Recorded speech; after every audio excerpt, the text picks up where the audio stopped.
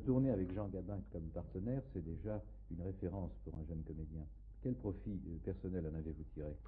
Ben, un profit énorme d'abord de me trouver en face d'un grand comédien. Puis en plus, vous devez penser que pour un jeune acteur comme moi, c'est inespéré de donner la réplique à Gabin. C'est le rêve de tous mes camarades, je pense. Est-ce qu'il vous a appris quelque chose au point de vue Il m'a métier? appris énormément, il m'a surtout appris sur la conscience professionnelle. C'est un monsieur qui ne se permet jamais d'arriver en retard. Et quoi qu'il arrive, est toujours là à l'heure et ne part jamais avant l'heure.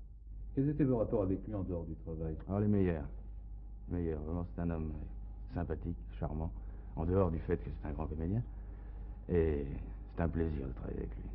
Quand on voit ce film, on est saisi du fait que vous avez le rôle principal, que vous le vouliez ou non, puisque votre personnage est celui qui agit, tandis que Gabin, c'est celui qui prépare, qui Oui. dirige. C'est le cerveau, vous êtes le bras, mais c'est le bras qu'on voit surtout. Est-ce qu'il n'a pas Vous eu... savez que la tête est absolument indispensable pour Bien ça. sûr, bien sûr, bien sûr. Mais est-ce qu'il n'a pas eu conscience de cela pendant le tournage? Ça, je ne sais pas. Je pense que c'est une question qu'il faudrait lui poser à lui.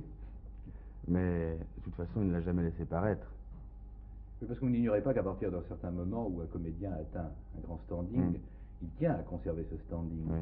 Et quelle que soit l'estime qu'il puisse avoir pour ses partenaires ayant également beaucoup de talent, cela peut peut-être le gêner d'être desservi par l'histoire par rapport à eux, c'est-à-dire de ne pas avoir le beau rôle en un mot.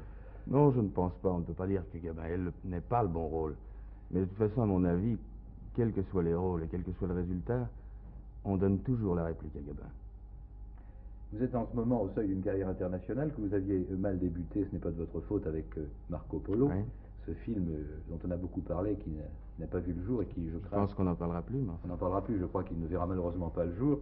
Vous aviez déjà tourné 2 films en Italie, Plein Soleil et Quelle joie de vivre, sous la direction de René Clément. Oui. On ne peut pas dire que ce soit des films français de 100%. Mais maintenant, qu'est-ce que vous comptez faire? Vous êtes vraiment à un tournant décisif de votre carrière.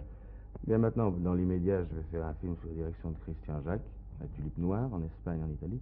Je ne sais pas si ce film aura un ressortiment international, enfin du moins je l'espère. Mais tout de suite après, je vais retourner encore sous la direction de René Clément, avec le plus grand plaisir. Et ça, c'est une production américaine. C'est produit par la Métro, c'est un sujet américain. Et en principe, je dois avoir pour partenaire une américaine, puisqu'il s'agit de Natalie Wood. Alors ça, c'est un film qui, au départ, est un film déjà international. Il y a un admirable parallélisme entre votre carrière et celle de Romy Schneider. Je suis ravi que vous en aperceviez. Est-ce que sur le plan des projets personnels, cela peut influer? Ça, c'est une question en général à laquelle je n'ai pas l'habitude de répondre. Mais oui, l'un ne va pas sans l'autre, à mon avis.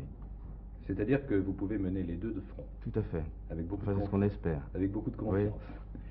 À votre avis, quel a été le moment où vous avez estimé qu'une grande chance s'offrait à vous? Car il est évident que vous n'avez pas tourné tellement de films, vous en avez tourné 11, mais vous vous dites tout à l'heure. Il y a des jeunes premiers qui plafonnent assez rapidement ou qui restent sur le plan national, qui ne débordent pas justement sur le plan international. À votre avis, qu'est-ce qui pour vous a été déterminant pour votre carrière? Eh bien, à mon avis, ça a été le fait, la chance que j'ai eue d'être choisi par des grands metteurs en scène tels que Visconti, Antonioni ou Clément.